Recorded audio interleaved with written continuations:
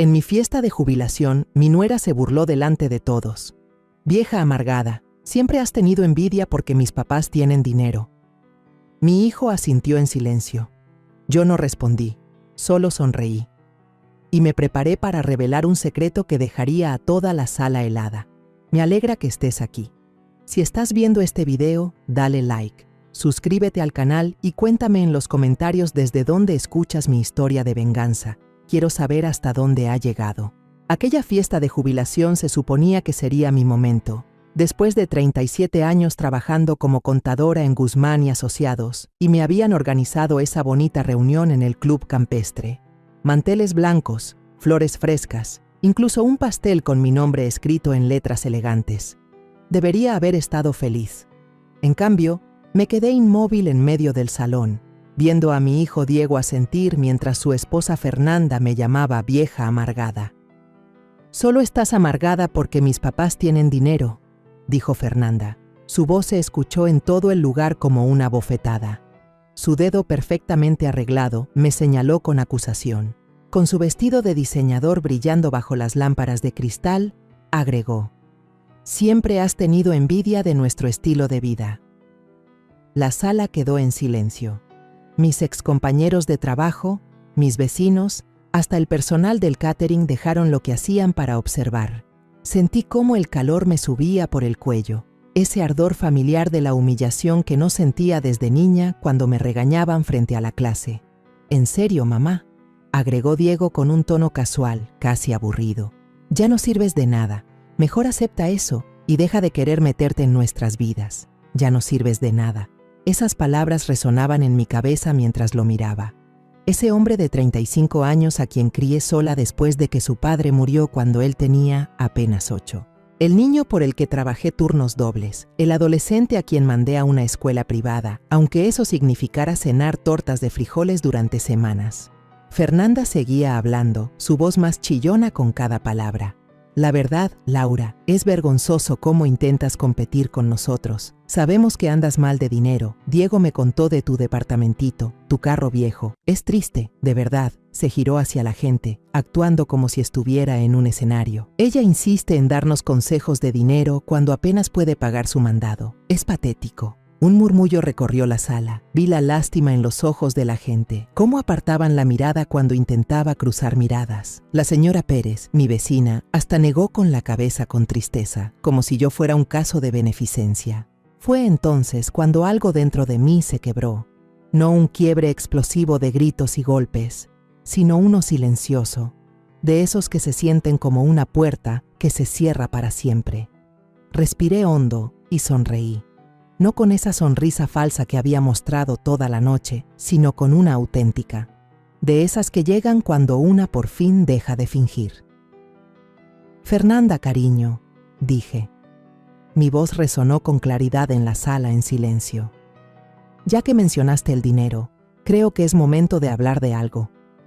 Ella puso los ojos en blanco con exageración.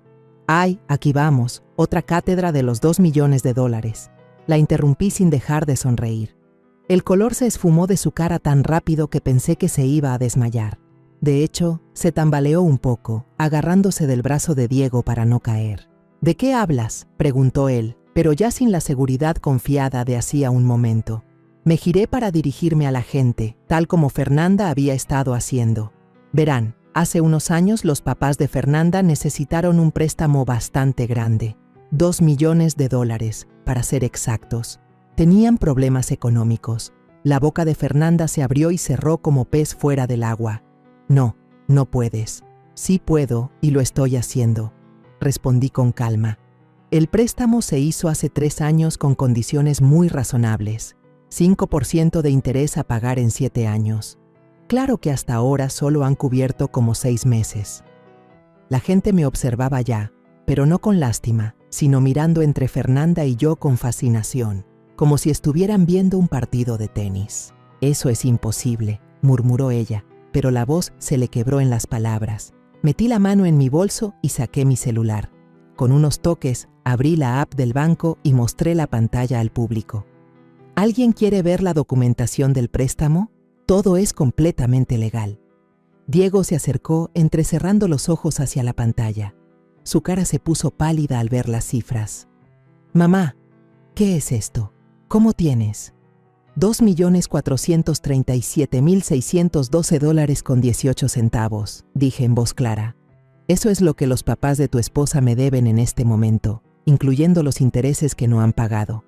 Fernanda soltó un sonido extraño y tuvo que agarrarse del respaldo de una silla para no caerse. Esto debe ser un error. Eres contadora, vives en ese departamentito. Manejas un Honda de 15 años. Sí, manejo un Honda de 15 años, asentí. Y sí, vivo en un departamento pequeño. Pero ya sabes lo que dicen de dar por hecho las cosas, querida. La sala estaba en completo silencio, salvo por el suave jazz que seguía sonando en las bocinas, creando un fondo casi surrealista para la escena que se desarrollaba. «¿Ven?», continué. Mi voz se fortalecía con cada palabra. Tus padres vinieron a mí hace 3 años, desesperados. Su negocio estaba en quiebra y necesitaban capital de inmediato. Se habían enterado por conocidos que yo podía ayudarles. Fernanda negaba con la cabeza, con los ojos desorbitados. No, no, no. Mis padres tienen dinero, siempre lo han tenido. Ellos pagaron nuestra boda. Ellos compraron la casa. Con mi dinero, respondí sin titubear. Todo salió de mí. Cada peso que tus padres han gastado en los últimos 3 años provino de ese préstamo. Diego se dejó caer en la silla más cercana, pálido y confundido. Pero tú siempre dijiste que no tenías mucho. Dijiste que apenas sobrevivías con tu pensión. Dije que vivía de manera sencilla, corregí. Nunca dije que era pobre. La respiración de Fernanda se volvió rápida y entrecortada. No dejaba de mirar a su alrededor como buscando una salida. Esto es una locura. Estás mintiendo. Estás inventando esto porque eres una resentida y envidiosa. ¿Quieres que llame a tus padres ahora mismo?, pregunté, sacando su número en mi celular. Seguro estarían felices de confirmar los detalles. No, gritó Fernanda casi histérica, y enseguida bajó la voz al darse cuenta de lo fuerte que había sonado. No, no lo hagas. ¿Por qué no, cariño? Si miento, con gusto aclararían la verdad. El rostro de Fernanda se desmoronó, y por un instante parecía una niña perdida, en vez de la mujer sofisticada que minutos antes me había destrozado. Por favor, susurró, por favor no hagas esto. Pero yo ya había terminado con complacer a quienes nunca me dieron el mismo respeto. Había terminado con ser tratada como una carga por la familia por la que lo di todo. Miré alrededor, a todos los rostros que me observaban ahora con respeto y curiosidad. Luego miré a mi hijo, aún hundido en su asiento, intentando procesar lo que acababa de escuchar. Disfruten el resto de la fiesta, dije guardando mi celular en el bolso. Creo que ya me voy a casa. Mientras caminaba hacia la puerta, escuché la voz de Fernanda detrás de mí, aguda y desesperada. Laura, espera, tenemos que hablar. Tenemos que... Pero yo no me detuve. No volteé. Seguí caminando, y con cada paso me sentía más ligera que en años. El ballet trajo mi Honda de 15 años, y mientras me alejaba del club de campo, no pude evitar sonreír. Mañana, pensaba yo, iba a ser un día muy interesante. Esa noche casi no dormí. En vez de eso me quedé en la sala pequeña, con una taza de té, rodeada de álbumes de fotos y papeles financieros que no había tocado en años. El silencio se sentía distinto, no como soledad, sino como calma. Por primera vez en décadas, no me angustiaba la idea de defraudar a alguien. Las fotos contaban una historia que casi había borrado de mi memoria. Ahí estaba yo a los 28 años, cargando al pequeño Diego en el hospital, con el rostro agotado pero iluminado. Mi esposo, Roberto, había muerto apenas 2 meses antes en un accidente de construcción, dejándome con una hipoteca, un recién nacido y exactamente 5,900 pesos en la cuenta. Pasé el dedo por la foto recordando a esa joven aterrada que no sabía de lo que era capaz.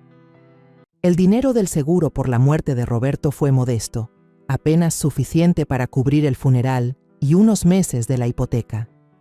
Todos me decían que vendiera la casa, que me fuera con mi madre, que aceptara la ayuda que pudiera, pero algo dentro de mí se negó. Esa era la casa de Diego. Era el lugar donde su padre había pintado de azul las paredes de la recámara y construido repisas para los libros que nunca alcanzamos a leer juntos. Así que mantuve la casa y conseguí trabajo. No cualquiera, sino en Guzmán y Asociados, un pequeño despacho contable que necesitaba a alguien dispuesto a horarios raros por un sueldo bajo. Empecé de recepcionista, pero observaba todo y aprendía de todo. Los números siempre me resultaron más claros que las personas. En 2 años ya llevaba las cuentas de 3 de sus clientes más grandes. En 5, prácticamente manejaba toda la parte financiera del negocio, mientras Héctor Guzmán jugaba golf y atendía comidas con clientes. Me pagaba lo suficiente para mantener las luces encendidas y comida en la mesa, pero yo estaba creando otra cosa aparte. Comenzó pequeño. Notaba errores en la forma en que los clientes organizaban sus negocios, beneficios fiscales que dejaban pasar, inversiones que ignoraban. Empecé a dar sugerencias discretas que les ahorraban miles de pesos y la voz se corrió. Pronto daba asesorías financieras por las noches y los fines de semana a pequeños empresarios que no podían pagar a las firmas grandes, pero necesitaban a alguien que entendiera de dinero. Yo cobraba honorarios accesibles y ofrecía resultados de primera. Mi reputación creció. Cuando Diego estaba en secundaria, ya manejaba carteras de inversión de una docena de negocios locales. Había constituido mi propia firma de consultoría. La mantenía en bajo perfil y destinaba las ganancias a acciones y bienes raíces cuidadosamente seleccionados. Vivía con modestia, manejaba autos usados y dejaba que todos asumieran que apenas sobrevivía con mi sueldo de contadora. La verdad era que estaba levantando un imperio silencioso e invisible que nadie sospechaba. Aprendí temprano que la gente te trata diferente cuando cree que tienes dinero. Te piden cosas, esperan cosas, se sienten con derecho a una parte de tu éxito. Observaba cómo los clientes adinerados en Guzmán y Asociados lidiaban con la presión constante de sus familiares, las interminables peticiones de préstamos y favores, la forma en que sus hijos crecían esperando que todo les cayera del cielo. Yo no quería eso para Diego. Deseaba que tuviera una infancia normal, que desarrollara su propio sentido del trabajo y sus valores. Por eso escondí mi creciente fortuna detrás de una fachada de lucha de clase media. Compraba en tiendas de descuentos, recortaba cupones, me quejaba del precio de las cosas igual que mis vecinos, pero también me aseguraba de que a Diego nunca le faltara nada importante. La colegiatura de la escuela privada aparecía mágicamente cada semestre. Los fondos para la universidad se materializaban cuando era necesario y siempre había dinero para lo que realmente importaba. Solo hacía parecer que estiraba cada peso, sacrificándome por su bien. Viendo hacia atrás, me doy cuenta de los errores en mi plan. Me concentré tanto en no malcriar a Diego que quizá me excedí. Creció creyendo que apenas salíamos adelante, que cada oportunidad que tenía era fruto de mi lucha y mis sacrificios. En parte era cierto, pero nunca comprendió la magnitud de lo que yo había construido, la seguridad que había creado para los dos. Cuando Diego se graduó de la universidad con un título en administración, discretamente usé mis contactos para ayudarlo a conseguir su primer empleo. Cuando quiso abrir su propia firma de consultoría, arreglé para que varios de mis clientes fueran sus primeros usuarios. Cuando decidió expandirse, me aseguré de que el banco aprobara su solicitud de crédito. Él pensaba que todo lo lograba por méritos propios, y en muchos aspectos así era. Lo había criado para ser inteligente y trabajador, pero también iba allanando su camino de formas que jamás imaginó. Entonces llegó Fernanda. Recuerdo la primera vez que Diego la trajo a cenar. Era hermosa de esa manera pulida y costosa que hablaba de membresías en clubes exclusivos y vacaciones por Europa. Su ropa era de diseñador, sus joyas auténticas, su seguridad inquebrantable. Observó mi modesto departamento con un desdén apenas disimulado, haciendo pequeños comentarios sobre la decoración pintoresca y el espacio acogedor. Durante la cena nos contó con lujo de detalle los viajes recientes de sus padres a la Toscana, su nuevo yate, sus planes de comprar un viñedo. Hablaba de dinero con tanta naturalidad que quedaba claro que nunca en su vida había tenido que preocuparse por ello. Cuando mencionó que su padre era dueño de varias agencias de autos en 3 estados, entendí de dónde venía la riqueza. Lo que no entendía era por qué parecía tan empeñada en hacerme sentir menos. Diego me dice que trabajas como contadora. Eso debe ser difícil, llegar a fin de mes con ese tipo de salario.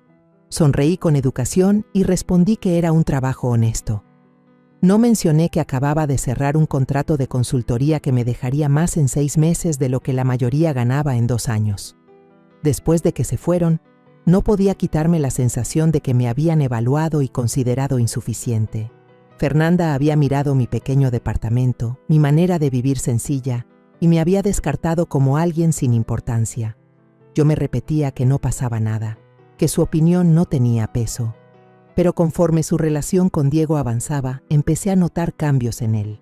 Empezó a soltar comentarios sobre mi situación, preguntando si necesitaba ayuda con los recibos, insinuando que quizá me convenía mudarme a un lugar más chico para ahorrar. Su tono sonaba sincero, pero me dolía. Mi propio hijo comenzaba a mirarme con los ojos de Fernanda. La boda fue todo un espectáculo que costó más que una casa de la mayoría de la gente. Los padres de Fernanda no escatimaron. Trajeron flores desde Holanda y contrataron a un cuarteto de cuerdas que había tocado para la realeza europea. Yo llevé un vestido sencillo de una tienda departamental y me senté en la tercera fila, viendo cómo mi hijo se casaba en un mundo que hacía que mi vida pareciera insignificante en comparación. Después de la boda, la distancia se ensanchó. Diego y Fernanda se mudaron a una casa que los padres de ella les habían ayudado a comprar. La amueblaron con antigüedades y obras que costaban más de lo que yo había gastado en muebles en toda mi vida. Cuando iba de visita, me sentía como turista en un museo, con miedo de tocar cualquier cosa. Fernanda siempre era cortés, pero con la cortesía que se le tiene a un prestador de servicios o a un conocido lejano. Me preguntaba por mi trabajo con un interés fingido. Comentaba que mi carrito era simpático. Se ofrecía a acompañarme a comprar ropa mejor. Cada encuentro me dejaba sintiéndome más pequeña, menos importante, y Diego, quizás sin darse cuenta, comenzó a adoptar su manera de ver las cosas. Dejó de pedirme consejo para sus decisiones de negocio. Dejó de llamarme con frecuencia. Cuando hablábamos, la plática sonaba forzada, como si conversara con una pariente anciana a la que había que marcar por obligación y no con su madre. Fue entonces cuando los padres de Fernanda me buscaron. Fue hace 3 años. Un martes en la noche, cuando sonó mi teléfono con un número desconocido. Al otro lado estaba Margarita Morales, la mamá de Fernanda, con la voz apretada por la desesperación. «Laura, espero que no te moleste que te llame», dijo. «Pero estamos en un problema y alguien comentó que tal vez podrías ayudarnos». La historia salió a trompicones. Malas inversiones, caídas del mercado, problemas de flujo de efectivo que se habían salido de control. Las agencias de autos estaban desangrándose, los acreedores ya rondaban y la bancarrota estaba encima.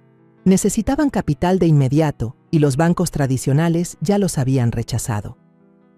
«Escuchamos por conocidos que quizá tienes algunos recursos», dijo Margarita con cuidado. «Conexiones tal vez o conocimiento de prestamistas privados». Estuve a punto de soltar la risa.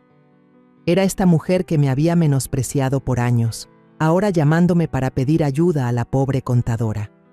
Pero algo en su tono me detuvo. Un miedo genuino. El terror de perder todo lo que había construido, todo lo que definía la identidad de su familia.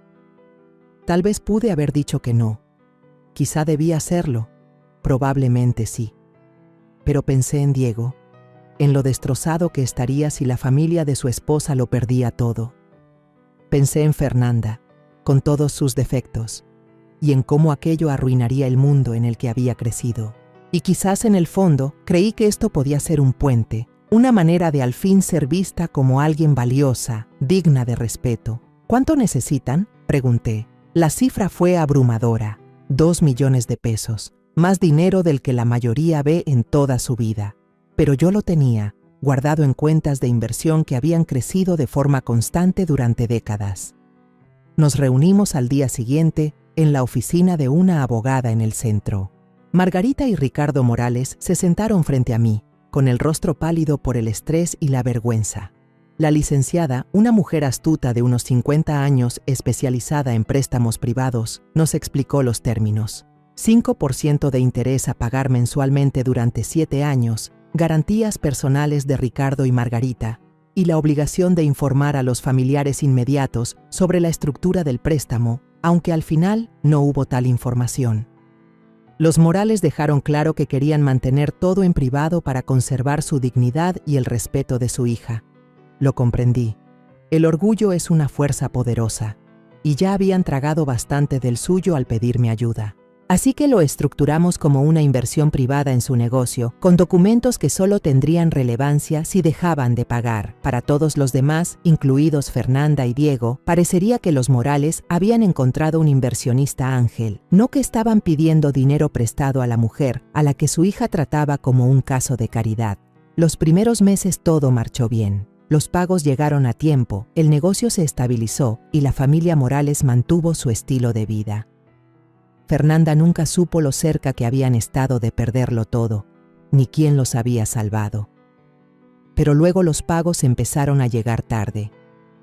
Después dejaron de llegar. Ahora, sentada en mi sala con los documentos del préstamo esparcidos sobre la mesa de centro, entendí lo que debía haber visto desde el principio. Los Morales no solo estaban pidiendo dinero, estaban comprando tiempo, sosteniendo las apariencias, esperando que algo cambiara. Y cuando nada cambió, simplemente decidieron ignorar sus obligaciones. Al fin y al cabo, ¿qué podía hacer una pobre contadora? Estaban por descubrirlo. La mañana después de mi fiesta de jubilación, desperté con una claridad que no sentía en años. La niebla de dolor y confusión que había nublado mi juicio se había ido, reemplazada por algo más agudo y enfocado. Preparé mi café, me senté en la mesa de la cocina y empecé a hacer llamadas. La primera fue a mi abogada, Patricia Ramírez. Había trabajado con ella por años para estructurar mis inversiones y contratos de consultoría, pero nunca habíamos sido cercanas. Eso estaba por cambiar. Patricia, soy Laura Mendoza. Necesito agendar una reunión lo más pronto posible. Es sobre el préstamo a los Morales y algunos otros asuntos que han surgido. Su voz se agudizó con interés. ¿Ha habido algún avance con la situación del pago? Podría decirse que sí. ¿Puedes verme esta tarde? Haré espacio. La segunda llamada fue para Marco Chávez, mi asesor financiero. Marco llevaba 15 años gestionando mi portafolio de inversiones y era de los pocos que comprendían de verdad la magnitud de mi patrimonio. También era increíblemente discreto, lo cual siempre me había favorecido. Marco, necesito que hagas un análisis completo de todas las cuentas vinculadas a Diego Mendoza. Préstamos donde aparece como aval, líneas de crédito, inversiones, todo. Quiero tener un panorama total de sus finanzas. Hubo una pausa al otro lado. Laura, ¿todo está bien? Te escucho diferente. Todo está a punto de cambiar. ¿Cuánto tiempo te tomará tener esa información? Dame 24 horas. La tercera llamada fue la más difícil. Marqué el número de mi hijo. Sabía que después de lo ocurrido anoche nuestra relación había cambiado para siempre. Contestó al cuarto timbrazo con un tono cauteloso. Mamá, ¿eres tú? ¿Cómo amaneciste hoy? Me siento bastante bien, de hecho mejor que en mucho tiempo. Manteniendo mi voz amable, aunque con firmeza, esperaba que tú y Fernanda pasaran esta noche. Hay cosas que debemos hablar. ¿Sobre lo de anoche? Mamá, Fernanda está muy alterada. Apenas pudo dormir. Tal vez deberíamos esperar unos días a que se calme todo. No, Diego. Esta noche, a las 7. No puede esperar. Colgué antes de que pudiera discutir. La reunión con Patricia esa tarde me reveló más de lo que imaginaba.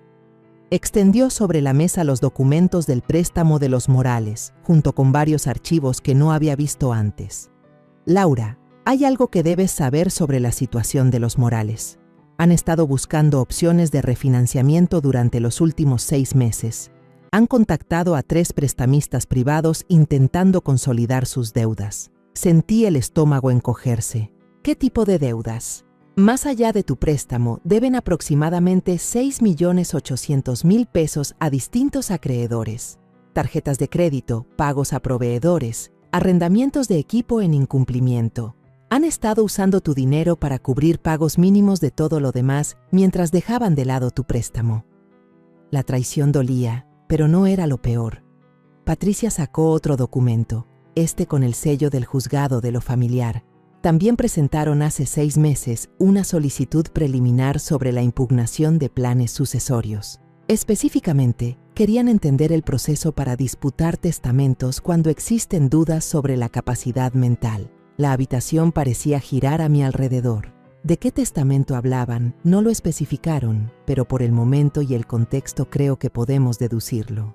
Me quedé mirando el documento, sintiendo cómo las piezas de un rompecabezas empezaban a encajar. Piensan que estoy perdiendo mis facultades mentales. Todo indica que están preparando el terreno para alegar eso, sí. La consulta mencionaba específicamente casos en los que adultos mayores toman decisiones financieras que no concuerdan con su historial, como si un contador mediocre de repente tuviera 36 millones de pesos para prestarle a alguien. Exacto. Me recosté en la silla, tratando de asimilar la información. Los Morales no solo habían dejado de pagar su deuda, estaban planeando alegar que nunca fui capaz de otorgar ese préstamo. Si lograban establecer que yo estaba incapacitada mentalmente en ese momento, podrían invalidar todo el acuerdo. Patricia, quiero que hagas algo por mí. Quiero una evaluación psiquiátrica completa realizada por el neuropsicólogo más respetado del estado, exámenes de memoria, pruebas cognitivas, todo. Y quiero que quede registrado que solicité este estudio por mi cuenta, demostrando juicio claro. Ella asintió mientras tomaba nota. Eso es inteligente. Así estableces tu competencia de base y demuestras que estás tomando medidas preventivas. Hay más. Quiero que prepares un nuevo testamento, muy específico. Pasé la siguiente hora detallando exactamente lo que deseaba. Las cejas de Patricia se arqueaban cada vez más con cada instrucción, pero anotó todo sin protestar. Esa tarde, Diego y Fernanda llegaron a mi departamento exactamente a las 7.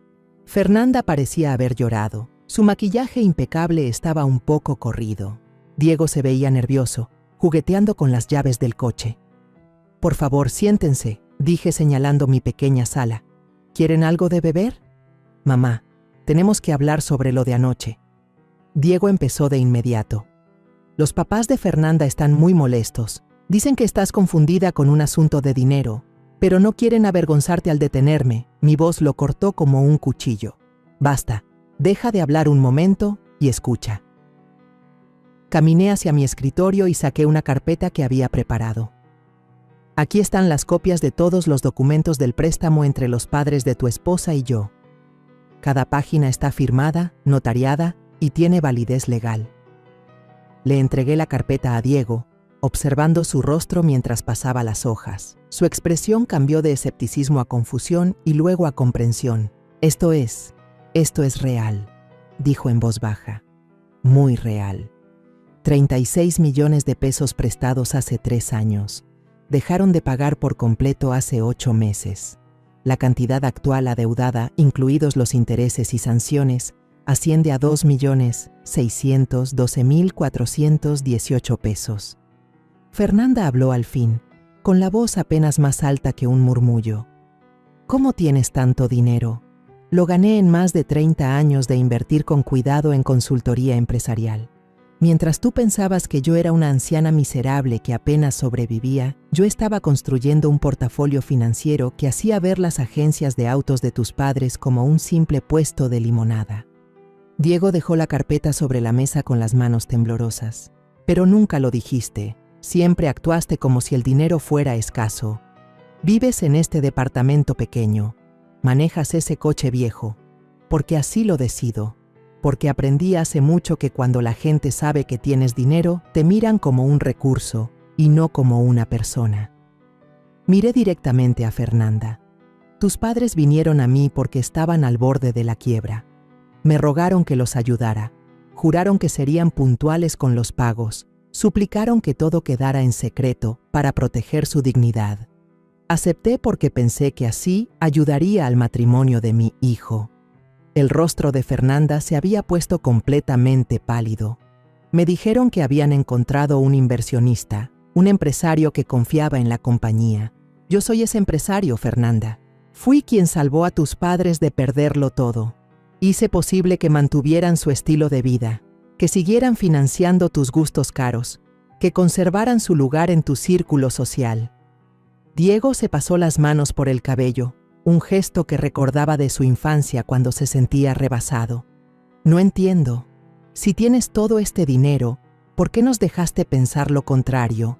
¿Por qué me dejaste preocuparme por tu jubilación, por tu seguridad futura?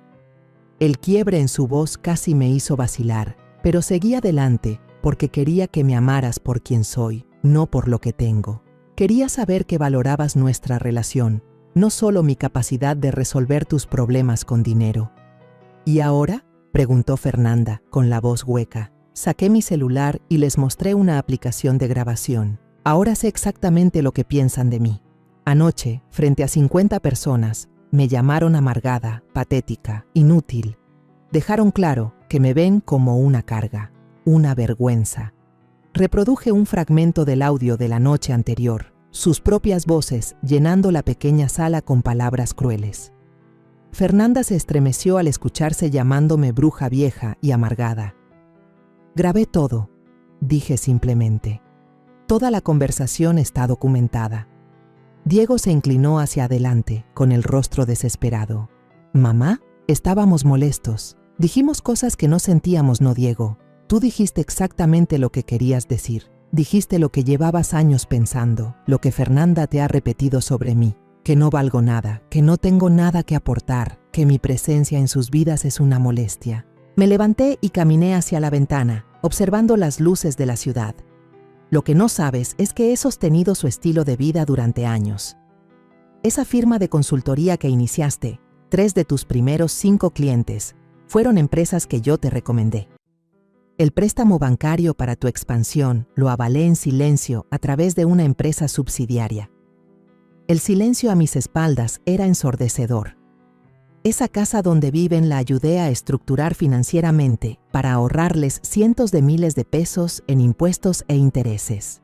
Sus cuentas de retiro, su portafolio de inversión, incluso la colección de joyas de Fernanda. Todo fue posible gracias a mis consejos, mis contactos y mi apoyo económico directo, del que jamás supieron. Me giré para enfrentarlos. Diego se veía destrozado, mientras que Fernanda parecía en shock. Pero lo realmente interesante es lo siguiente, continué, con la voz cada vez más fría. Hoy descubrí que tus padres no solo han estado ignorando su deuda conmigo, sino que han estado planeando declararme mentalmente incapaz para anular por completo el préstamo.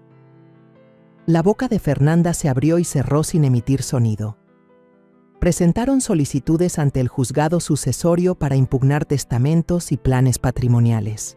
Han estado preparando todo para alegar que yo estaba incapacitado mentalmente cuando otorgué el préstamo y que era imposible que tuviera esa cantidad de dinero para prestar. Diego me miró con horror. No lo harían, no podrían, claro que podían, y planeaban hacerlo con tu ayuda. ¿Qué quieres decir? Saqué el documento final de mi carpeta. Esta es una declaración elaborada por un investigador privado que contraté.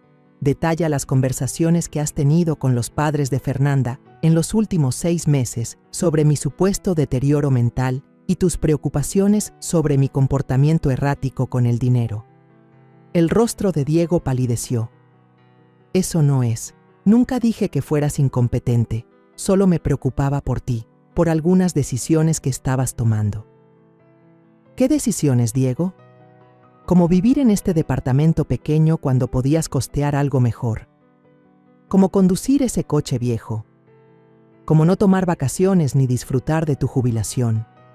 Parecía que estabas acumulando dinero de manera irracional o que tal vez no entendías tu propia situación financiera. Las piezas encajaron con una claridad devastadora, así que cuando los padres de Fernanda necesitaron testigos de carácter para respaldar su reclamo de que yo no era mentalmente competente para tomar decisiones financieras grandes, contaban con tus observaciones preocupadas como prueba. Yo no lo sabía, susurró Fernanda. No sabía que planeaban algo así, pero tú sí estabas enterada del préstamo. No al principio, me lo dijeron el mes pasado, cuando dejaste de contestar sus llamadas sobre los pagos. Dijeron que estabas confundida, que pensabas que ellos te debían dinero, pero que todo era un malentendido. Me reí, aunque sin pizca de gracia. Un malentendido de 34 millones de pesos. Dijeron que ya estabas envejeciendo, que quizá confundías el dinero de tus clientes con el tuyo. Estaban buscando la manera de manejarlo con suavidad, sin avergonzarte ni meterte en problemas. ¡Qué considerados! Diego se levantó de golpe y empezó a caminar por la sala. Esto es una locura. Todo esto es una maldita locura. Resulta que mi madre es millonaria. Mis suegros son unos estafadores y la familia de mi esposa ha estado planeando destruirte legalmente. Ese es un resumen bastante acertado. Se volvió hacia mí con expresión desesperada. ¿Qué pasa ahora? Yo lo miré, recordando cómo había permitido que su esposa me destrozara mientras él fingía que yo no merecía su atención. Luego fijé la vista en Fernanda, tan hermosa como arrogante, sin estar lista para el mundo que estaba a punto de desplomarse sobre ella. Ahora, dije en voz baja, ambos van a aprender lo que realmente cuesta tratar a alguien como desechable. A la mañana siguiente comencé a desmontar el sistema invisible que había sostenido la vida de mi hijo con la precisión metódica de un cirujano retirando un tumor. Cada corte era limpio, calculado e irreversible. Mi primera parada fue en el Banco Nacional de México, donde había mantenido relaciones de negocios por más de 20 años. Jaime Montero, vicepresidente senior, me recibió con la calidez reservada a los clientes cuyos portafolios inspiran respeto. Laura, qué gusto verte. ¿Cómo estuvo tu fiesta de jubilación? Escuché que fue todo un evento. Fue reveladora, Jaime. De hecho, por eso estoy aquí. Necesito hacer algunos cambios en varias cuentas y líneas de crédito. Nos sentamos en su oficina, rodeados de muebles de caoba y fotos de Jaime con distintos personajes locales. Saqué una carpeta con documentos de préstamo y contratos de aval que Diego nunca supo que existían. Necesito retirarme como garante de la línea de crédito de la consultora Mendoza, dije, deslizando los papeles sobre su escritorio. Jaime frunció el ceño mientras los revisaba. Esta es una línea considerable, Laura. 12.7 millones de pesos. Tu garantía fue lo que hizo posible este préstamo. Sin ella, el crédito tendrá que reestructurarse únicamente con los activos y flujo de efectivo actuales de la empresa, lo cual puede que no alcance las mismas condiciones ni la misma cantidad. Ese es un problema que le toca resolver al señor Mendoza. Jaime me observó detenidamente, comprendiendo que no se trataba de una decisión de negocios cualquiera. ¿Estás segura de esto? Una vez que hagamos el cambio, no habrá manera de revertirlo sin iniciar de nuevo todo el proceso. Estoy completamente segura. La segunda parada fue en Inversiones del Valle, donde Marco Chávez administraba mi portafolio. Su oficina era más moderna que la de Jaime, con paredes de vidrio, estructuras de acero y arte abstracto. Sin embargo, la charla fue igual de directa. El análisis que solicitaste está listo, dijo Marco mientras me entregaba un informe voluminoso. La situación financiera de tu hijo es más frágil de lo que imaginaba. Pasé las páginas y confirmé en blanco y negro lo que sospechaba. El negocio de consultoría de Diego estaba cargado de deudas, sostenido por líneas de crédito que yo había avalado y clientes que yo misma le había recomendado. Sus finanzas personales estaban al límite, con pagos de hipoteca de una casa que valía menos de lo que debía, mensualidades de 2 autos de lujo y deudas de tarjeta que no dejaban de crecer. Sin los ingresos de esos 3 clientes principales, su flujo de efectivo sería negativo en menos de 60 días. Explicó Marco. Esos 3 clientes eran empresas con las que yo había trabajado durante años, negocios que encaminé hacia Diego cuando apenas comenzaba. Ellos seguían con él en parte por lealtad hacia mí y en parte porque yo, en silencio, revisaba sus entregas y corregía lo necesario para garantizar su satisfacción. Quiero que te pongas en contacto con Reynolds Manufacturing, Grupo Hidalgo y Pérez Logistics, dije. Infórmales que yo misma asumiré directamente sus cuentas a partir de este momento. Marco alzó la ceja. Eso representa aproximadamente el 60% de los ingresos de Mendoza Consulting. Sí, así es. Laura, tengo que preguntarte, ¿todo está bien? Estas parecen medidas muy drásticas. Recordé las palabras de Diego la noche anterior, su desprecio, la manera en que me dio por inútil. Todo está exactamente como debe estar, Marco. Mi tercera parada fue la más complicada. Margarita Morales aceptó verme para almorzar en el club de campo, donde apenas 2 días antes se había celebrado mi fiesta de retiro. Se veía más avejentada de lo que recordaba, con arrugas más profundas alrededor de los ojos y su compostura habitual ligeramente quebrada. Laura, gracias por aceptar reunirte. Espero que podamos resolver esto de forma amistosa. Nos sentamos en una mesa tranquila con vista al campo de golf, la misma donde Fernanda me llamó patética frente a todos mis colegas. La ironía era evidente. Margarita, voy a hablarte sin rodeos. Sé de las investigaciones en el tribunal sucesorio. Conozco tus planes de impugnar mi capacidad mental y también sé que has estado usando dinero de mi préstamo para cubrir otras deudas, mientras ignorabas lo que me debías. Su rostro palideció, aunque mantuvo la compostura digna. No sé de qué hablas. Coloqué una carpeta sobre la mesa entre nosotras. Aquí están las copias de cada movimiento financiero de tu familia en los últimos 6 meses, gracias a un contador forense muy meticuloso. ¿Quieres que los lea en voz alta? Las manos de Margarita temblaron un poco mientras alcanzaba su vaso de agua. ¿Cómo lo conseguiste? Esa información es privada. No cuando tienes un adeudo de 34 millones de pesos. No lo es. Mis abogados han sido muy exhaustivos. Abrí la carpeta y empecé a leer. 15 de marzo.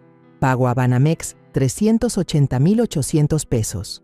18 de marzo. Pago a Volkswagen Financiera 151,600 pesos. 22 de marzo. Pago a la tarjeta de crédito de Fernanda 248,000 pesos. La compostura de Margarita finalmente se quebró. Por favor, detente. 3 de abril. Transferencia a la cuenta de Fernanda para sus vacaciones en Europa, 476,000 pesos. 7 de abril.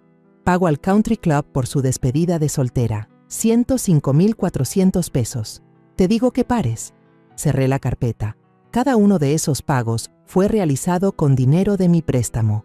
Dinero que prometiste usar para estabilizar tu negocio. En cambio, has estado financiando el estilo de vida de tu hija mientras planeabas declararme mentalmente incapaz para no devolverme el dinero. Margarita bajó la mirada hacia su ensalada intacta. Su voz apenas fue un susurro.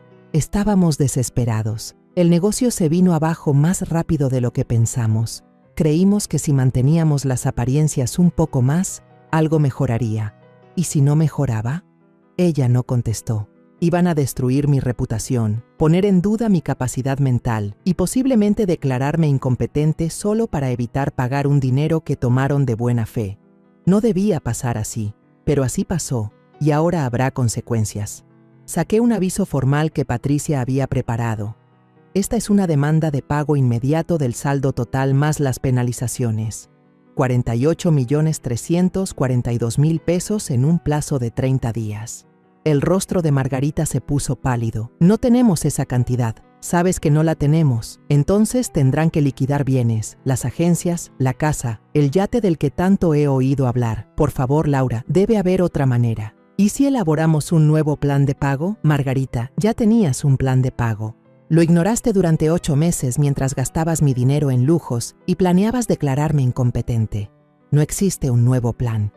Ella lloraba ahora, el rímel manchando su cara con trazos oscuros. Esto nos va a destruir. Fernanda no sabe lo mal que estamos. Esto arruinará su matrimonio, toda su vida. Su matrimonio está construido sobre mentiras y dinero prestado.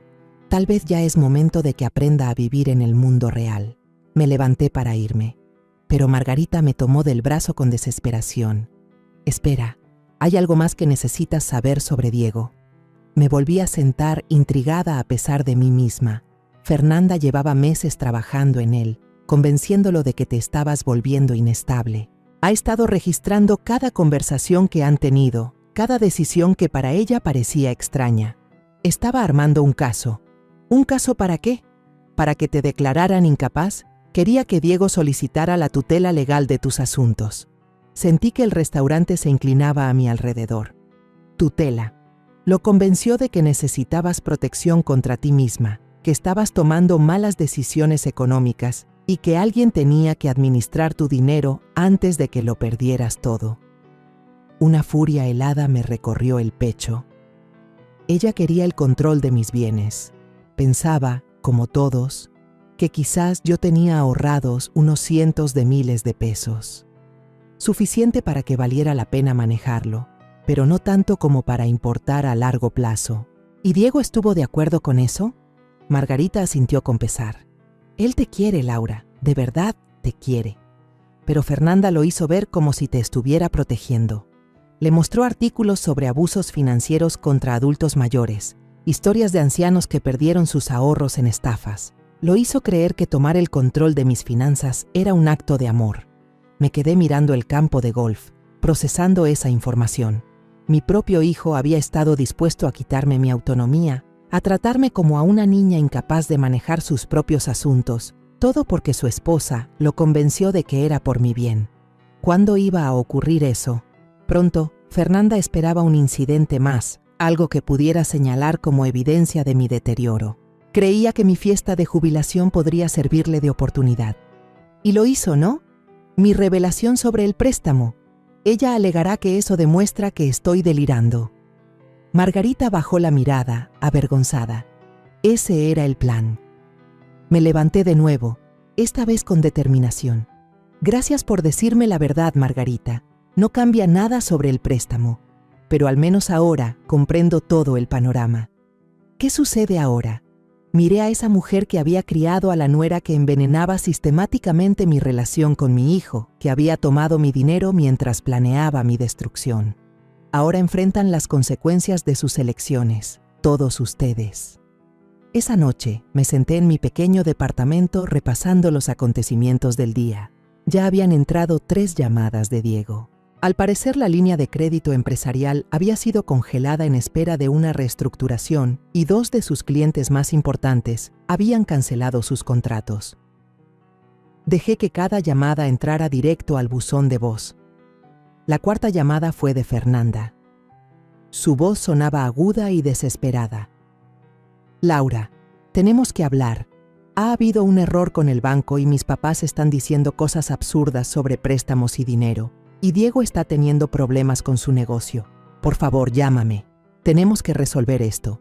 Borré el mensaje y me serví una copa de vino.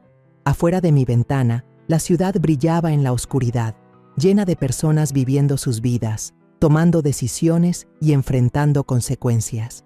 Mañana daría el siguiente paso. Esa noche disfrutaría del silencio. Por primera vez en años, nadie me estaba quitando nada. Nadie me manipulaba, me usaba o planeaba mi caída.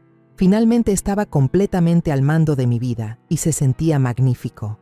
Los intentos desesperados por reconciliarse comenzaron exactamente 72 horas después de que congelara la línea de crédito de Diego. Estaba en la cocina preparando el desayuno cuando escuché golpes frenéticos en la puerta, seguidos de la voz de Fernanda llamando a través de la madera. Laura, por favor. Sé que estás ahí. Necesitamos hablar. Esto se salió de control. Terminé de untar mantequilla en mi pan antes de ir a abrir. Por la mirilla vi a Fernanda caminando nerviosa en la entrada. Su cabello, normalmente impecable, estaba revuelto, el maquillaje corrido. Parecía no haber dormido en días. Abrí la puerta pero no la invité a pasar. Hola, Fernanda, te ves cansada. Por favor, dijo con la voz quebrada. Por favor, ¿podemos sentarnos y hablar de esto? Ha sido un terrible malentendido. No ha habido ningún malentendido. ¿Quieres que ponga la grabación de mi fiesta de jubilación? ¿La misma donde me llamaste bruja amargada? Se estremeció como si le hubiera dado una bofetada. Estaba molesta. Dije cosas que no sentía. La gente dice cosas cuando está emocional. La gente muestra quién es en verdad cuando está emocional. Es cuando se quitan las máscaras. Los ojos de Fernanda se llenaron de lágrimas y por un momento casi sentí lástima. Casi. Mis papás lo están perdiendo todo, susurró. El banco está embargando las concesionarias. Están hablando de vender la casa. El negocio de Diego se está desmoronando. Sus clientes se están yendo. Su línea de crédito está congelada. Podemos perder también nuestra casa. Me imagino que debe ser muy desgastante para ti. ¿No te importa? Diego es tu hijo. ¿No te importa lo que esto le está haciendo a él? Me apoyé en el marco de la puerta. observando a esa joven que llevaba 3 años tratándome como a un pariente incómodo al que estaba obligada a soportar. Dime, Fernanda, cuando planeabas que me declararan mentalmente incompetente, ¿pensaste en lo que eso me causaría? Su rostro se puso pálido. No sé de qué estás hablando. Tu madre me contó todo. El plan de tutela, la manera en que has estado registrando mi comportamiento, convenciéndolo de que yo necesitaba protección contra mí misma. Querías quedarte con mis finanzas y tratarme como a una niña incapaz de manejar sus propios asuntos. La boca de Fernanda se abría y cerraba sin emitir palabra. La ironía es preciosa, ¿verdad? Pensabas que yo era una anciana patética con apenas unos cuantos cientos de miles de pesos que tú administrarías por mí. En cambio, descubriste que tengo suficiente dinero para acabar con la estabilidad financiera de toda tu familia con una sola llamada. Por favor, dijo otra vez, pero la palabra salió ahogada. ¿Por favor qué? ¿Por favor deja que tu familia conserve el dinero que me robó? ¿Por favor finge que no pasaste 3 años tratándome con desprecio? ¿Por favor ignora que planeabas arrebatarme mi autonomía? Di un paso atrás, entrando a mi departamento. La respuesta es no, Fernanda, a todo. Cerré la puerta antes de que pudiera contestar, pero aún la escuchaba sollozar del otro lado. Una parte de mí, la que había criado sola a Diego, la que siempre intentaba ser mediadora, quería abrir la puerta y consolarla. Pero esa parte murió en mi fiesta de jubilación cuando mi propio hijo me llamó inútil. 1 hora después, Diego llegó. Lucía demacrado, mayor que sus 35 años, con ropa que parecía haber usado para dormir. Esta vez sí lo dejé entrar, pero no le ofrecí café ni le pedí que se sentara. Mamá, tienes que parar esto. Sea cual sea el punto que intentas demostrar, ya lo entendí. Estás enojada y tienes todo el derecho, pero esto está destruyendo a gente inocente. ¿Gente inocente? Alcé una ceja. Tu esposa planeaba que me declararan incapaz para controlar mi dinero. Tus suegros me pidieron prestados 2 millones de pesos y luego planeaban alegar que yo no tenía capacidad mental para haber hecho ese préstamo. ¿Dónde ves la inocencia en todo esto? Diego pasó las manos por su cabello, un gesto tan familiar de su infancia que me apretó el corazón a pesar de todo. No sabía nada de eso. Te lo juro, mamá, no tenía idea de lo que estaban tramando. Pero sí pensabas que yo me estaba volviendo inestable. Guardó silencio un momento largo. Me preocupaban algunas de tus decisiones. Vivir en este departamento pequeño cuando podías costear algo mejor, manejar ese coche viejo, no tomar vacaciones. Parecía que podrías estar teniendo problemas para manejar bien tu dinero, así que estabas dispuesto a quitarme mi derecho a decidir. Pensé que te estaba protegiendo. ¿De qué? De vivir como yo quería vivir. De gastar mi dinero como decidiera, de tomar decisiones que quizás te lastimarían a largo plazo. Miré a mi hijo, a este hombre al que había criado para ser fuerte e independiente, y que aún así había sido tan fácil de manipular haciéndole creer que su madre era incapaz. Diego, llevo 30 años administrando dinero con éxito. Levanté una empresa de consultoría desde cero. Acumulé una riqueza que ni te imaginas. Hice inversiones que transformaron miles en millones de pesos. ¿Y tú creías que necesitaba tu protección? Yo no sabía nada de esos logros. Nunca me lo contaste porque querías que te quisiera por lo que eres, no por lo que tienes. Quería que nuestra relación fuera auténtica. Su voz se quebró. Es real, mamá. Yo sí te quiero. No, Diego. Quieres a la versión de mí con la que puedes sentirte superior. La contadora batallando que necesitaba tu preocupación y tu control. No quieres a la empresaria exitosa que ha respaldado tu carrera desde las sombras durante años. Eso no es cierto. Caminé hacia mi escritorio y saqué una carpeta que ya tenía preparada. Aquí están copias de cada favor que hice por ti, cada cliente que te recomendé, cada crédito que avalé, cada obstáculo que eliminé en silencio de tu camino. Durante 15 años me aseguré de tu éxito mientras te dejaba creer que lo lograbas solo. Diego tomó la carpeta con manos temblorosas, hojeando páginas de estados de cuenta, cartas de recomendación y contratos de garantía que nunca había visto. ¿Por qué? Susurró. Porque quería que tuvieras confianza en ti mismo. Quería que creyeras en tus capacidades, pero también quería protegerte del fracaso. Y ahora te toca descubrir lo que realmente puedes lograr sin mi ayuda. Mamá, por favor, sé que me equivoqué, pero soy tu hijo. ¿Eso no significa nada? Vi a este hombre que compartía mis ojos y mi mentón terco, el centro de mi mundo por 35 años. Significa todo, Diego, por eso duele tanto. Entonces no lo hagas. No destruyas mi matrimonio, mi negocio, toda mi vida por algo que no se puede deshacer. No estoy destruyendo nada, solo estoy dejando de apoyarte. Eres un adulto con título universitario y 15 años de experiencia en los negocios. Si no puedes mantener tu estilo de vida sin la ayuda secreta de tu madre, quizá ese estilo de vida nunca fue sostenible. ¿Y qué hay de Fernanda? Ella cometió errores, pero me quiere. Está embarazada, mamá. Sentí que el corazón se me detenía un instante. ¿Qué? Tiene 8 semanas de embarazo. Apenas lo supimos ayer. Está aterrada por lo que pasa con nuestras finanzas y con sus papás. Ese estrés no le hace bien al bebé. Por un instante, la sala quedó en silencio absoluto. Un nieto. Otra oportunidad de tener familia, de sentir un amor que no estuviera manchado por la manipulación y la avaricia. Entonces recordé a Fernanda llamándome patético y a Diego diciendo que yo no servía para nada. Los papeles de tutela que me hubieran quitado la autonomía. Felicidades, murmuré. Mamá, por favor, por el bien del bebé, ¿no podemos buscar una forma de arreglar esto? Caminé hacia la ventana, mirando la ciudad que había sido mi hogar durante tantos años. En algún lugar, Margarita y Ricardo Morales probablemente estaban con abogados de quiebras. En otro rincón, Fernanda lloraba sobre estados de cuenta y avisos de embargo. Te propongo un trato, dije al fin. El rostro de Diego se iluminó con esperanza. Pago total del préstamo de los Morales en un plazo de 60 días. 51.420.816 pesos. Su cara se vino abajo. Sabes que no tienen esa cantidad de dinero. Entonces tendrán que liquidar bienes, casas, negocios, inversiones, joyas, todo. Eso los dejará sin nada. Les quedará la salud y la libertad. Eso es mucho más de lo que planeaban dejarme a mí. ¿Y mi negocio? ¿Qué hay de las garantías que retiraste? Tu negocio triunfa o fracasa por tu propio mérito ahora, no más ayuda mía. ¿Y nosotros?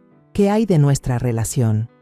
Me giré para enfrentarlo, memorizando sus facciones como si fuera la última vez que lo veía. Eso depende completamente de ti, Diego, de si puedes amar y respetar a la verdadera yo. No solo a la versión que creías poder controlar. Ya lloraba. Lágrimas silenciosas corrían por su rostro. Nunca quise controlarte. Pensé que te ayudaba. Lo sé. Eso es lo que lo vuelve tan trágico. Cuando se fue, me quedé en mi departamento callado mientras la tarde se desvanecía en la noche. El silencio ahora se sentía distinto, más pesado. Estaba obteniendo lo que exigí: respeto, reconocimiento, consecuencias para quienes me habían herido. Pero el costo era más alto de lo que imaginaba. Venía un nieto, y quizá jamás lo conocería. Mi hijo quizá nunca me perdonaría por esto. La familia que había cuidado y protegido durante 35 años se desmoronaba a mi alrededor. Pero por primera vez en mucho tiempo, nadie se aprovechaba de mí. Nadie me manipulaba ni planeaba mi caída. Al fin era libre de ser exactamente quien era, sin disculpas ni explicaciones. La pregunta era, ¿valía la pena la libertad si el precio era quedarse sola? Me serví una copa de vino y contemplé cómo el sol se ocultaba sobre la ciudad, sabiendo que el día siguiente traería nuevos retos, nuevas decisiones, nuevas consecuencias. Pero esa noche, yo era simplemente Laura Mendoza, empresaria exitosa, millonaria, sobreviviente. Y con eso tendría que bastar. 6 meses después, me encontraba en el vestíbulo de la Torre del Sol, usando un traje azul marino hecho a la medida que costaba más que el sueldo mensual de la mayoría. El mármol brillaba bajo mis pies, reflejando las lámparas de cristal que bañaban el espacio con luz cálida. Ese edificio ahora me pertenecía, uno de los 3 inmuebles comerciales que había comprado en el último mes. El elevador me llevó al piso 15, donde las puertas de vidrio llevaban la inscripción Mendoza Financial Consulting, gestión privada de patrimonio. Mi nueva oficina ocupaba todo el piso. con ventanales de piso a techo que ofrecían una vista panorámica de la ciudad que había sido mi hogar tantos años. Mi asistente Clara, una mujer aguda de unos 40, recomendada con insistencia, me recibió con la agenda de la mañana. «Buenos días, señora Mendoza. Tiene la consulta de Peterson a las 10, comida con el Comité de Desarrollo Económico del alcalde a las 12 y la entrevista con Expansión a las 3. Gracias, Clara. ¿Algún recado?» Varios. Su abogado llamó por el proceso de quiebra de los Morales. Todo quedó concluido. Su contadora necesita revisar algunas implicaciones fiscales de las nuevas adquisiciones y ella dudó, y su hijo llamó otra vez. Es la 4ª vez en la semana. Asentí tomando la nota sin mirarla. Mantén las llamadas en espera hasta después de la reunión con Peterson. La transformación había comenzado poco a poco y de pronto fue un salto. Tras la partida de Diego de mi departamento aquel día, tomé una decisión que lo cambió todo. Ya no iba a esconder quién era. En una semana contraté a la mejor consultora de imagen de la ciudad, renové mi guardarropa, me hice fotografías profesionales. Registré Mendoza Financial como firma de gestión integral de patrimonio y empecé a contactar a la red de conocidos que había tejido durante 3 décadas. La respuesta fue inmediata y contundente. Al parecer, desde hacía años corrían rumores sobre la misteriosa inversionista que movía el dinero con inteligencia detrás del telón. Cuando salí de las sombras, los clientes hicieron fila para trabajar con la mujer que había construido en silencio una fortuna mientras mantenía la discreción que tanto valoraban. Mi primer gran golpe fue convencer a 3 fideicomisos familiares con un valor conjunto de 14.600 millones de pesos para transferir sus portafolios a mi firma. La noticia corrió veloz en los círculos adinerados de la ciudad. Laura Mendoza era auténtica. La quiebra de los Morales fue rápida y despiadada. Incapaces de cumplir con mis exigencias de pago, se vieron obligados a liquidarlo todo. La agencia de autos se vendió a un competidor por centavos y la casa se fue para saldar deudas. El yate, la colección de arte, incluso las joyas de Margarita. Todo terminó en una subasta. Se mudaron a un departamento sencillo al otro lado de la ciudad, ambos aceptando trabajos para los que estaban sobrecalificados, pero que necesitaban con urgencia. Ricardo trabajaba como gerente de ventas en un lote de autos usados, propiedad de su antiguo competidor. Margarita hacía medio tiempo en una inmobiliaria, mostrando casas en las que jamás podría volver a vivir. Fernanda estaba destrozada. El embarazo había sido complicado, marcado por el estrés y el cambio tan brusco en sus circunstancias. Perdió la ropa de diseñador, los tratamientos de spa, el estilo de vida que antes definía su identidad. Lo peor fue presenciar la humillación de sus padres, sabiendo que en parte era por su culpa. El negocio de Diego al principio tambaleó sin mi apoyo, pero resultó más fuerte de lo que imaginé. Redujo gastos, se mudó a una oficina más pequeña y se enfocó en construir relaciones reales con los clientes en lugar de depender de mis recomendaciones. Era más trabajo, menos ganancias, pero más honesto. Vendieron la casa que yo les había ayudado a comprar y se mudaron a una vivienda de 3 recámaras en una colonia de clase media. Diego manejaba un sedán usado en vez de un auto de lujo. Fernanda compraba en Coppel en lugar de Liverpool, pero al menos seguían adelante. La bebé nació hace 3 meses, una niña sana a la que llamaron Emilia. El anuncio del nacimiento fue sencillo, enviado por correo con una pequeña foto, sin fiestas elegantes ni regalos costosos de los abuelos, solo una bienvenida silenciosa para una vida nueva en un mundo incierto. Me quedé mirando esa foto mucho tiempo, memorizando las facciones diminutas de mi nieta, preguntándome si algún día la tendría en mis brazos, si conocería su risa o consolaría su llanto. La entrevista con Expansión esa tarde se suponía que sería sobre mis logros en los negocios, pero la periodista estaba más interesada en la parte personal. Se ha convertido en una especie de leyenda en los círculos financieros, dijo, mientras su grabadora captaba cada palabra. La contadora que en secreto levantó un imperio. ¿Qué la llevó a mantenerlo oculto tanto tiempo? Pensé con cuidado antes de responder. Aprendí desde temprano que la percepción de la gente cambia cuando saben que tienes dinero. Empiezan a verte como un recurso y no como una persona. Quería que mis relaciones se basaran en quién era yo, no en lo que poseía. ¿Y esa estrategia funcionó? Sonreí, aunque con tristeza. Reveló exactamente lo que en verdad valían mis relaciones.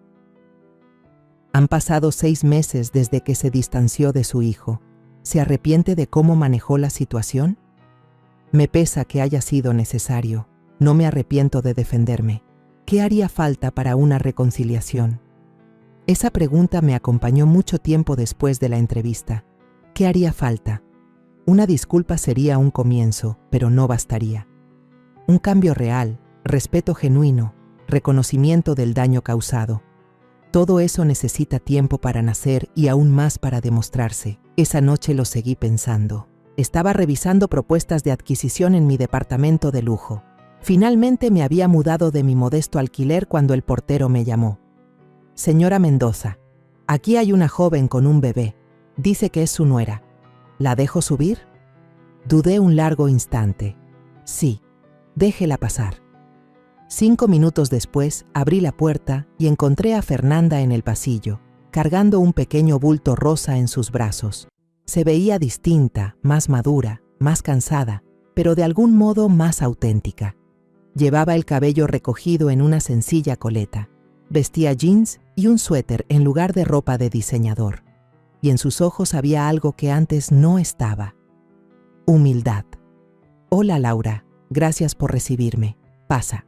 Caminó hacia mi nueva sala, observando los muebles caros, las obras originales, las ventanas de piso a techo con su vista impresionante, pero enseguida volvió la mirada hacia el bebé en sus brazos. Esta es Emilia, dijo en voz baja, tu nieta. Miré a la pequeña dormida, sintiendo que mi corazón se encogía con un anhelo que había reprimido por meses. Tenía la nariz de Diego y lo que parecía ser mi barbilla. Es hermosa. ¿Quieres? ¿Quieres cargarla? Con manos temblorosas alcancé a mi nieta. Era tan ligera, tan perfecta, tan completamente inocente de todo el dolor y la traición que nos habían traído hasta aquí. Te debo una disculpa, dijo Fernanda casi en un susurro, no solo por lo que dije en tu fiesta, sino por todo. Por la manera en que te traté, por convencer a Diego de verte como una carga en vez de la mujer extraordinaria que eres. Levanté la vista del bebé para estudiar el rostro de Fernanda. La arrogancia se había desvanecido, sustituida por un remordimiento sincero. Fui consentida, arrogante y cruel, continuó. Pensaba que el dinero y el estatus eran lo único que importaba. Te menosprecié porque creí que tenías menos que yo, y me sentí amenazada cuando descubrí que tenías más. ¿Y ahora? Ahora entiendo lo que mis padres te hicieron, lo que yo también te hice. Nos aprovechamos de tu generosidad y de tu amor por Diego. Planeamos quitarte tu autonomía. Te tratamos como si fueras desechable. Ahora lloraba, lágrimas silenciosas que no intentaba limpiar. Sé que tienes todo el derecho a odiarme. Sé que no merezco tu perdón, pero quería que supieras que ahora comprendo lo equivocada que estuve. Y quise que conocieras a tu nieta. Abracé a Emilia con más fuerza, respirando ese dulce aroma de bebé, sintiendo su pequeño corazón palpitar contra mi pecho. ¿Qué sabe Diego de esta visita? Nada. No sabe que estoy aquí. Él cree que nunca nos perdonarás, que te hemos perdido para siempre. ¿Y qué piensas? Fernanda guardó silencio por un buen rato. Creo que sería justo, pero espero que algún día nos des la oportunidad de recuperar tu confianza. Eso tomaría tiempo.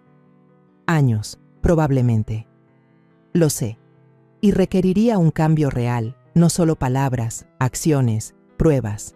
Entiendo. Emilia se movió en mis brazos, haciendo sonidos suaves de bebé. Miré su carita perfecta y sentí que algo se movía dentro de mí. La rabia seguía allí, el dolor, la traición. Pero también había amor.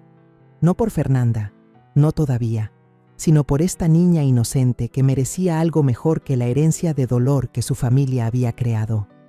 No estoy lista para perdonar, dije al fin. Puede que nunca lo esté, pero estoy dispuesta a considerar la posibilidad de que las personas puedan cambiar. El rostro de Fernanda se iluminó con esperanza. Pasos pequeños, advertí, visitas supervisadas con Emilia, terapia familiar con Diego, transparencia total sobre tus finanzas y decisiones. Y si alguna vez hubiera otra traición, cualquier intento de manipular o aprovecharse, se acabaría para siempre. Sí, respondió de inmediato. Sí, absolutamente. ¿Y Fernanda? Sí, ya no soy la misma mujer que escondía sus logros para no incomodar a otros. Nunca más fingiré ser menos de lo que soy. Si vamos a reconstruir esta relación, será con total honestidad sobre quiénes somos realmente. Asintió, limpiando sus lágrimas. No lo querría de otra manera. Mientras se preparaba para irse, tomé una decisión que me sorprendió hasta a mí. ¿Fernanda? Ella se giró con esperanza. Dile a Diego que puede llamarme. No para disculparse ni dar excusas, sino para hablar de Emilia, de ser abuelos, de lo que viene. Su sonrisa fue radiante. Lo haré. Gracias. Después de que se fueron, me quedé en mi hermoso departamento, rodeada de todos los símbolos de mi éxito, sosteniendo una pequeña manta rosa que aún olía a talco de bebé.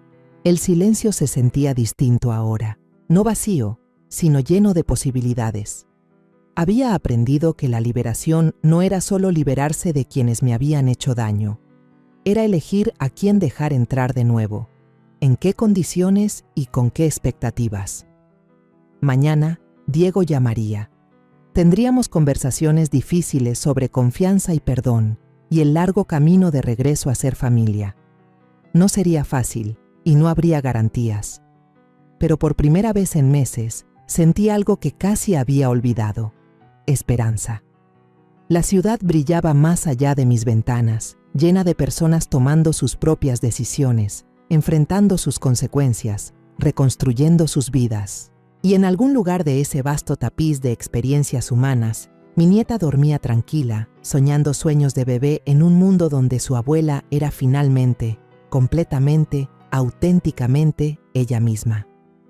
Eso era suficiente. Eso lo era todo. La historia que contamos es ficticia, pero está basada en algunos hechos reales. Los nombres y lugares han sido cambiados para proteger la identidad de quienes estuvieron involucrados. No contamos esto para juzgar, sino con la esperanza de que alguien escuche y se detenga a pensar: ¿cuántas madres están sufriendo en silencio dentro de su propia casa? Siento verdadera curiosidad. Si fueras tú, en mi lugar, ¿qué harías? ¿Elegirías callar para mantener la paz o te atreverías a enfrentarlo todo para recuperar tu voz? Quiero saber lo que piensas, porque cada historia es una vela que puede iluminar el camino de alguien más. Dios siempre bendice, y yo creo firmemente que el valor nos lleva a días mejores. Mientras tanto, en la pantalla final te dejo 2 de las historias más queridas del canal. Te aseguro que te sorprenderán. Gracias por haberte quedado hasta aquí.